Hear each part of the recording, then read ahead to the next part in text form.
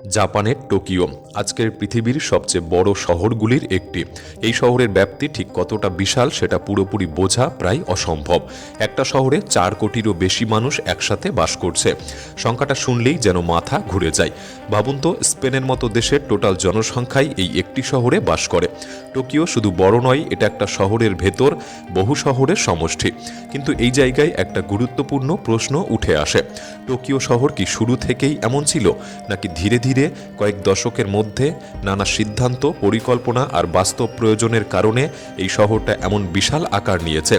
একসময় যে শহরটি ছিল সীমিত পরিসরের একটি শহর, আজ তা কীভাবে rail line, subway, housing, office, industry আর মানুষের স্রোতে পরিণত হয়েছে পৃথিবীর সবচেয়ে বড় শহরগুলির একটিতে।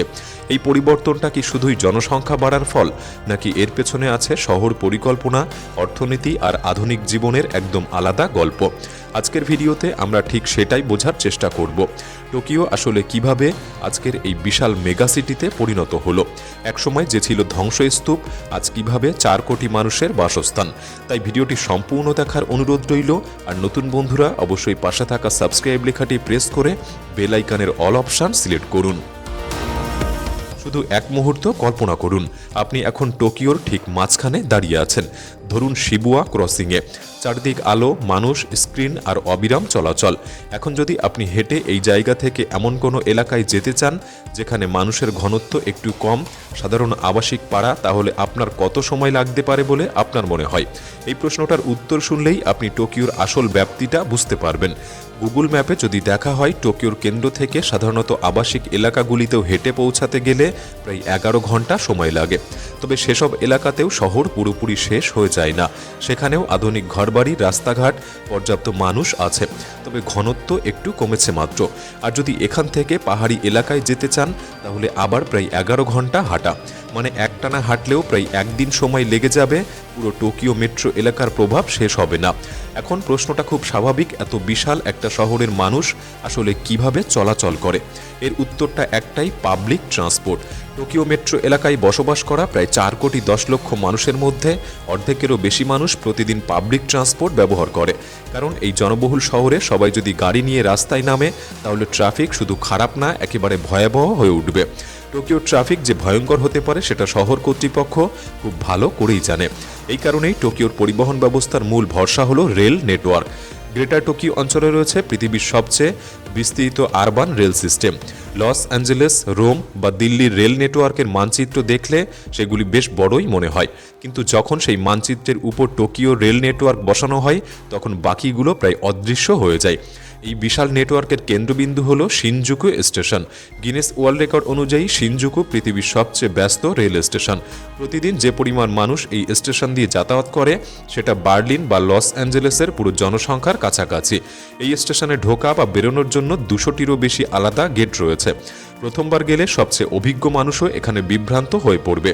তবুও এত বিশাল সংখ্যক মানুষের চাপ সামলাতে পারার ক্ষমতা টোকিওর পরিবহন ব্যবস্থাকে আলাদা করে তোলে।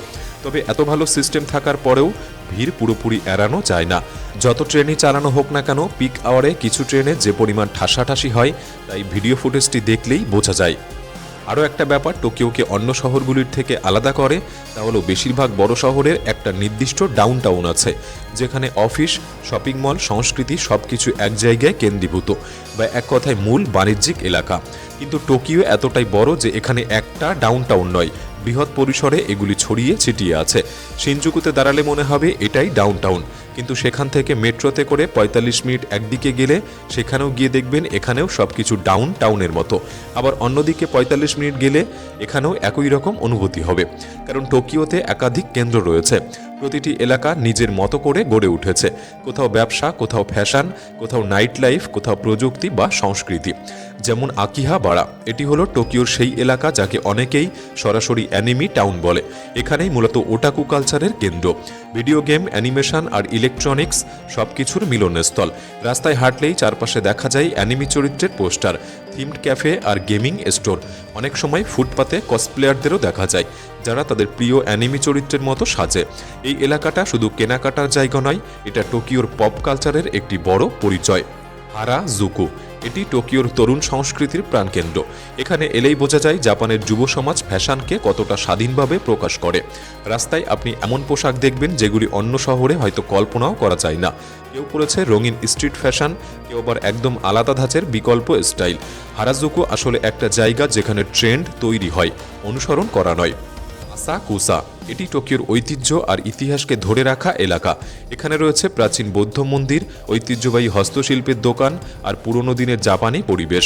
আধুনিক টোকিওর ভিড়ের মধ্যেও আসাকুসা যেন একটু ধীর গতির, একটু শান্ত। এখানকার উৎসব আর রীতিনীতিগুলি আজও বহু বছর আগের জাপানকে জীবন্ত করে রাখে। গিনজা এটি হলো টোকিওর বিলাসিতা আর প্রিমিয়াম জীবনের কেন্দ্র। এই এলাকাতেই আছে নামি ব্র্যান্ডের শোরুম, হাইটেক ডিপার্টমেন্ট স্টোর আর বিখ্যাত 12তলা ইউনিক্লো ভবন। রাস্তায় হাঁটলে এমন মানুষ দেখা যায় যারা প্রায় সব বড় বড় লাক্সারি ব্র্যান্ড পরে আছে। গিনজা দেখলে বোঝা যায় টোকিও শুধু সংস্কৃতি আর প্রযুক্তির শহর নয়, এটা একেবারে গ্লোবাল লাক্সারি হাবও। 1970-এর দশকের মাঝামাঝি সময়ে জাতিসংঘ প্রথম মেগাসিটি শব্দটার ব্যবহার শুরু করে। এই শব্দটা ব্যবহার করা হতো সেই সব শহরের জন্য যেখানে জনসংখ্যা 1 কোটির বেশি। আশ্চর্যের বিষয় হলো পৃথিবীর প্রথম মেগাসিটি ছিল নিউ ইয়র্ক সিটি। 1930-এর দশকেই তারা এই সীমা ছুঁয়ে ফেলেছিল, কিন্তু খুব বেশি সময় লাগেনি টোকিও নিউ ইয়র্ককে ছাড়িয়ে যেতে। আর শুধু একবার নয়, বারবার।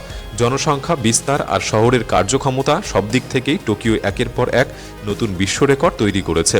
এত বড় শহরকে চালাতে গেলে শুধু মানুষই থাকলে হয় না, দরকার হয় একেবারে নতুন ধরনের ব্যবস্থা। এই জায়গাতেই টোকিও পথ দেখায় পুরো পৃথিবীকে। আজ আমরা যেসব আধুনিক শহর ব্যবস্থাকে স্বাভাবিক বলে ধরে নেই, তার অনেকগুলোই প্রথম টোকিওতেই ব্যবহার শুরু হয়েছিল। যেমন ধরুন পার্কিং সিস্টেম। টোকিওতে পার্কিং মিটারগুলিতে ইনফ্রারেড সেন্সর লাগানো থাকে, ফলে আপনি যদি গাড়ি না সরিয়ে শুধু বারবার টাকা দিয়ে যান, সিস্টেম সেটা বুঝে ফেলে। শুধু পার্কিং নয়, ট্রাফিক ব্যবস্থাতেও টোকিও ছিল অনেকটা এগিয়ে।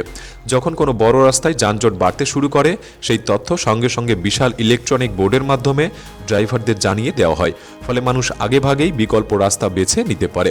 এই রিয়েল টাইম ট্রাফিক ম্যানেজমেন্ট আজ অনেক শহরে থাকলেও তখন এটা ছিল একেবারেই নতুন ধারণা। কিন্তু সবচেয়ে বড় সমস্যা দেখা দিয়েছিল টোকিও আর ওসাকার মধ্যে যাতায়াত নিয়ে। এই দুই শহরের মাঝে কয়েক কোটি মানুষ নিয়মিত চলাচল করে। একসময় এই চাপ এতটাই বেড়ে গিয়েছিল যে প্রচলিত ট্রেন বা রাস্তা দিয়ে সেটা সামলানো অসম্ভব হয়ে পড়ে। আর ঠিক সেই সময় জন্ম নেয় এক বিপ্লবী ধারণা, আর সেটা হলো বুলেট ট্রেন। দেখতেও গুলির মতো, গতিতেও তেমনি। এই সুপার এক্সপ্রেস ট্রেন তৎকালীন ট্রেন গতির সব ধারণাকেই পাল্টে দিয়েছিল। শুধু জাপান নয়, পুরো বিশ্বের রেল পরিবহন ব্যবস্থায় ভবিষ্যৎ বদলে দিয়েছিল এই প্রযুক্তি।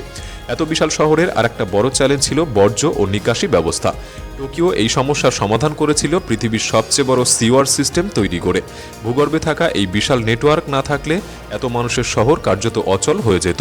এইসব সিদ্ধান্ত, এইসব অবকাঠামো আর এইসব দীর্ঘমেয়াদী পরিকল্পনাই টোকিওকে শুধু বড় শহর নয়, একটা কার্যকর, বসবাসযোগ্য আর টিকে থাকা মেগাসিটিতে পরিণত করেছে। সবচেয়ে চমকপ্রদ বিষয় হলো আজকের এই বিশাল টোকিও 400 বছর আগে আদেও টোকিও ছিল না, বা বলা যায় জায়গাটা ছিল ঠিকই, কিন্তু সেটা ছিল একেবারে ছোট্ট একটা মাছ ধরার গ্রাম। তখন এর নাম ছিল এডো। 1603 সালে জাপানের ইতিহাসে একটা বড় মোড় আসে। দীর্ঘদিনের গৃহযুদ্ধের সময়, যাকে বলা হয় ওয়ার্নিং এস্টেট পিরিয়ড, তার অবসান ঘটে টোকুগাওয়া শোগুনাতের বিজয়ের মাধ্যমে। পুরো জাপান একত্রিত হয় আর টোকুগাওয়া শাসকরা তাদের কার্যত রাজধানী হিসাবে এডোকেই বেছে নেয়। এর ফলে জাপানের রাজনৈতিক আর অর্থনৈতিক ক্ষমতা ধীরে ধীরে এক শহরে কেন্দ্রীভূত হতে শুরু করে।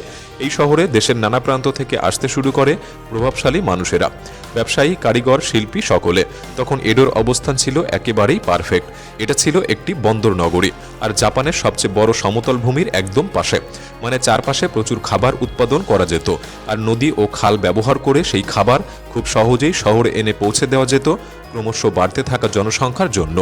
এডো এতটাই বড় ও গুরুত্বপূর্ণ হয়ে ওঠে যে পরবর্তী প্রায় 200 বছরকে আজও বলা হয় এডো যুগ।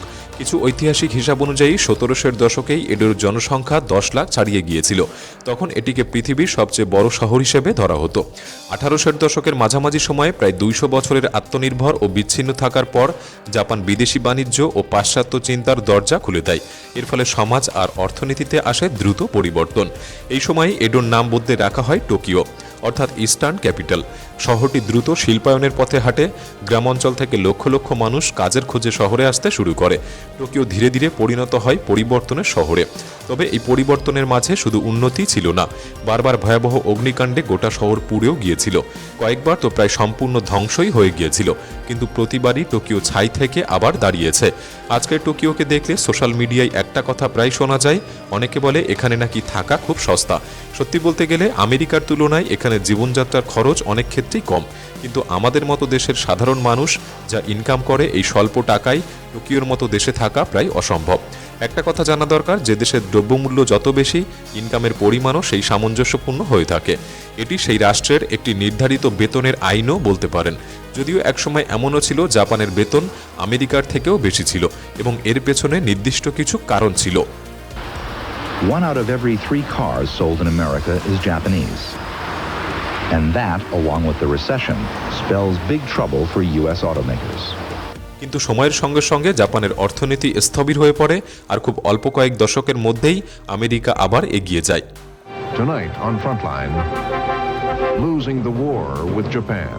এইসব উত্থান পতনের মধ্যে দিয়েই টোকিও আজকের জায়গায় পৌঁছেছে। একটা শহর যেটা বারবার বদলেছে, ভেঙেছে, আবার নতুন করে নিজেকে গড়ে তুলেছে। টোকিও সম্পর্কে আপনার কি মতামত আমাদের কমেন্ট বক্সে লিখে জানাতে পারেন। আজকের এই ভিডিওটি ভালো লাগলে একটি লাইক করতে পারেন, চ্যানেলটি সাবস্ক্রাইব করতে পারেন। তাহলে দেখা হচ্ছে পরবর্তী নতুন একটি এপিসোডে। ধন্যবাদ।